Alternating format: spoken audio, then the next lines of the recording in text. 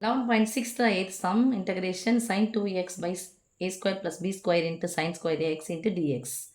இப்போ இதை பார்க்கும்போது பகுதியும் தொகுதியும் கம்பேர் பண்ணணுமா இங்கே பார்க்கணும்னா 2 இன்ட்டு சைன் எக்ஸை வகைப்படுத்தினா cos x. So 2 sine theta into cos theta ஃபார்ம்லாம் சைன் 2 டீட்டா ஃபார்ம்லாம். அதனால் என்ன பண்ணணும், பகுதியை டீன்னு எடுத்துக்கணும். இந்த T equal to A square plus B square into sine square x. எக்ஸை பொறுத்து டீயை வகைப்படுத்தினா டிடி ஈக்குவல் டு இதை வகைப்படுத்தினா 0 ஆகிடும். இது ரெண்டு டேர்மாக இருக்குது, ரெண்டு இதுவாக இருக்குது, பெருக்கல் பலனாக இருக்குது.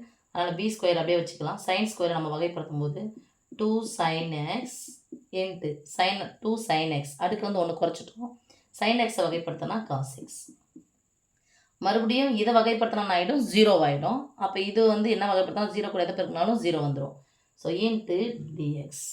இப்போ d t equal to B square 2 sin θ into cos θ formula sin 2 θ formula. இதனுடைய ஃபார்முலா என்னென்னா sin 2 sin θ into cos θ formula sin 2 θனுடைய ஃபார்முலா தான் அது இன்ட்டு டிஎக்ஸ்.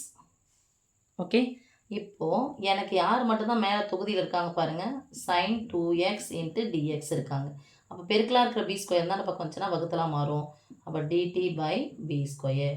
இப்போது integration sin 2x into dx by a square plus b square into sin square x equal to இதுக்கு பதிலாக என்ன பண்ண போகிறோம், இன்டகிரேஷன் இந்த b square அப்படிங்கிறது ஒரு மாறிலி வெளியே எடுத்துகிட்டு வந்துடலாம். 1 by b square into இங்கே dt by a square plus b square into sin square இதுக்கு என்ன எடுத்துக்கிறோம், tன்னு எடுத்துக்கிறோம். that is equal to 1 by b square 1 by tயை integrate பண்ணோம் அப்படின்னு சொன்னால் நமக்கு என்ன கிடைக்கும், log t plus c.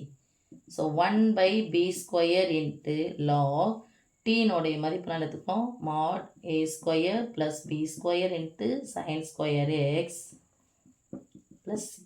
Okay, அவ்வளோதாம்மா, எழுதிக்கோங்க.